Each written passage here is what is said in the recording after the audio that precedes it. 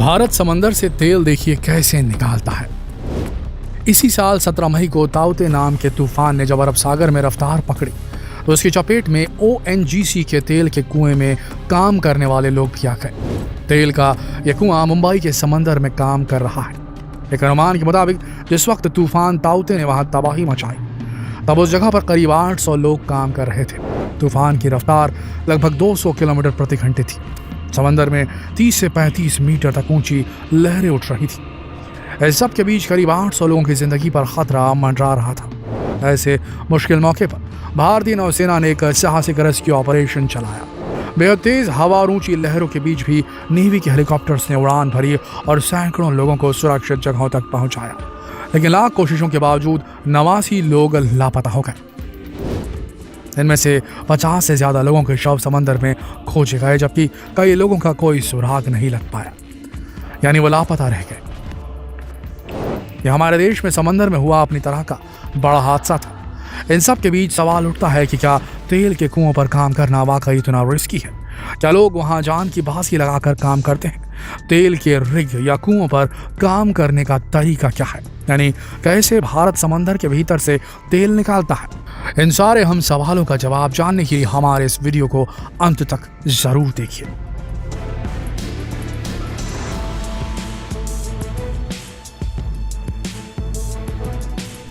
ऐसा माना जाता है कि पुराने समय में तेल का कुआं खोदना आसान काम था। करीब 100 साल पहले एक कहावत भी मशहूर थी कि आप जहां खड़े हैं वहां जमीन पर थोड़ी सी ठोकर मारने से ही तेल की धारा फूट पड़ी। दरअसल उस दौर में क्रूड ऑयल यानी कि कच्चा तेल इतना ज्यादा था कि लोग इससे परेशान हो जाते थे। वो कुआं तो पानी निकालने के लिए खोदते थे, लेकिन उससे निकलता तेल था। आज 100 साल बाद ये सब कुछ पूरी तरह से बदल चुका है। कम डिमांड और ज्यादा सप्लाई वाले सीन से निकलकर आज हम उस सीन में पहुंच चुके हैं जहां डिमांड बहुत ज्यादा है और उसके मुकाबले सप्लाई बेहद कम। यानी आज हम ऐसे दौर में पहुंच चुके हैं जहां तेजी से बढ़ती हुई डिमांड को फुलफिल करने के लिए कच्चे तेल की आपूर्ति की भरसक कोशिशें की जा रही हैं। कई ऑर्गेनाइजेशंस ने अपनी रिपोर्ट में साफ साफ लिखा है कि जो देश कच्चे तेल से समृद्ध थे, यानी जहां बहुतायत में कच्चा तेल मिलता था, वो इसके प्रोडक्शन के हाईएस्ट पीक को पार कर चुके हैं। यानी दुनिया भर की तेल से संबंधित जरूरतें हाशिए पर आ सकती है। हालांकि इस दौरान डिमांड में कहीं कोई कमी नहीं हो रही। गाड़ियां बढ़ती ही जा रही हैं, फैक्ट्रियां खुलती ही जा रही हैं। इसका सीधा मतलब है कि अब नए कुओं की पहचान कर उन्हें खोदने का वक्त आ चुका है। अब असल बात यह है कि जब हमारी धरती का 70% हिस्सा पानी ही है, तो ऐसे में तेल के लिए समंदर में खुदाई करने के अलावा कोई और विकल्प बचता भी तो नहीं। और आज भारत समेत दुनिया के ज्यादातर देश यही तो कर रहे हैं। दुनिया भर में समंदर की तलहटी से तेल निकालने का काम होता है। तकनीकी रूप से ये काफी मुश्किल काम है। पहले तेल का कुआं ढूंढना और फिर वहां ऑयल रिग्स बनाना, ये काफी खर्चीला काम भी है। तेल के कुओं से तेल निकालने के सिस्टम को समझने से पहले ऑयल रिग्स यानी कि ऐसे कुओं के हिस्सों को समझना होगा। सबसे पहले तो ये जान लीजिए कि ऐसे तेल के कुएं पूरी तरह से समंदर में तैरते हुए स्ट्रक्चर है। मतलब जब चाहे सब कुछ समेट कर किनारे लगाए जा सकते हैं।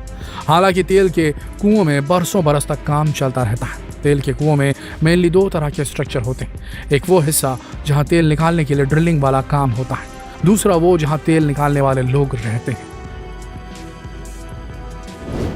इस हिस्से में ड्रिलिंग का काम होता है, वहीं से कच्चा तेल प्रोसेस होने के लिए आगे भेज दिया जाता है। यही तेल ऑयल रिफाइनरीज में पहुंचकर हमें और आपको पेट्रोल, डीजल, केरोसिन के रूप में उपलब्ध होता है। दूसरे हिस्से में वो लोग रहते हैं जो अलग अलग शिफ्ट में ड्रिलिंग का काम करते हैं। इसी हिस्से में कार्गो शिप्स भी होते हैं जिनसे माल ढुलाई का काम किया जाता है। मतलब कच्चे तेल को किनारे तक लाने और भारी मशीनरी को तेल के कुएं तक पहुंचाने जैसे काम इससे किए जाते हैं। इस पूरे तामझाम को निपटाने के लिए सैकड़ों लोगों को रखा जाता है। दोस्तों, अब समंदर से तेल निकालने का सिस्टम भी समझ लेते हैं। दरअसल किसी भी तेल निकालने वाली कंपनी में 2 तरह के लोग काम करते हैं, एक ऑन शोर और दूसरा ऑफ शोर। ऑन शोर मतलब ऐसे लोग जो समंदर तट पर रहकर काम करते हैं, और ऑफ शोर मतलब वो लोग जो समंदर की लहरों पर सवार होकर काम करते हैं। कंपनी अपनी मर्जी से किसी भी एम्प्लॉय को ऑन शोर या ऑफ शोर काम करने भेज सकती है। अपनी मर्जी वाली जगह पर काम करने की इजाजत किसी को नहीं मिलती है।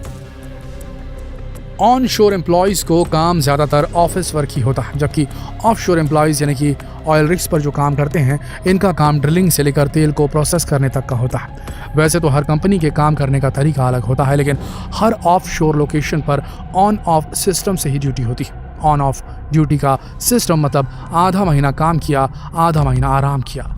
ये सिस्टम 21 दिनों का भी हो सकता है, मतलब 21 दिन काम किया और अगले 21 दिन छुट्टी रही। जितने दिन ऑफ शोर यानी कि ऑयल रिग्स पर रहते हैं, उतने दिन छुट्टी नहीं मिलती है। कर्मचारियों को ऑयल रिग्स पर पहुंचाने का सारा खर्चा कंपनियां ही उठाती हैं।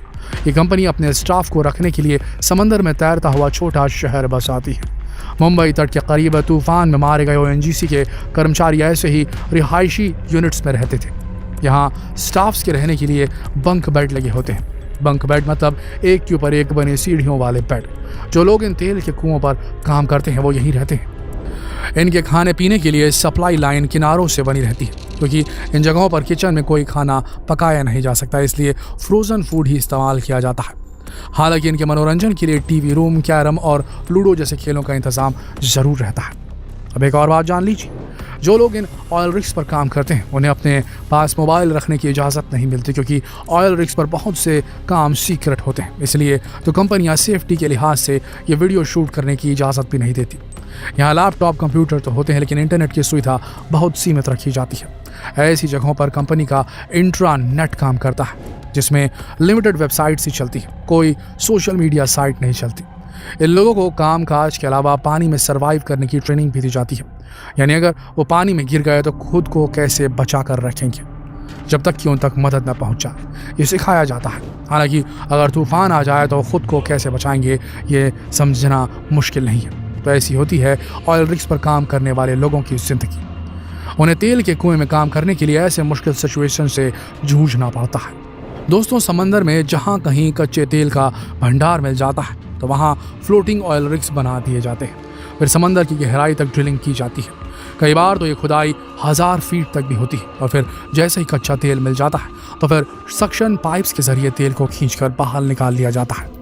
समंदर के अलावा भी कई ऐसी जगह हैं जहां कच्चे तेल का भंडार मिलता रहता है। ऐसी जगहों पर भी ड्रिलिंग करके तेल बाहर निकाला जाता है और फिर उसे ऑयल रिफाइनरी में प्रोसेस के लिए भेज दिया जाता है।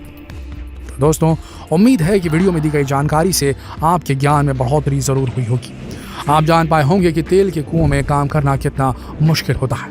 तो अब इस ज्ञान को और लोगों तक पहुंचाइए और उसके लिए वीडियो को ज़्यादा से ज़्यादा शेयर कीजिए फेसबुक पर, व्हाट्सएप पर, यूट्यूब पर। कल फिर मिलेंगे एक और दिलचस्प वीडियो में। तब तक के लिए आप सबका इस वीडियो के अंत तक बने रहने के लिए दिल से धन्यवाद।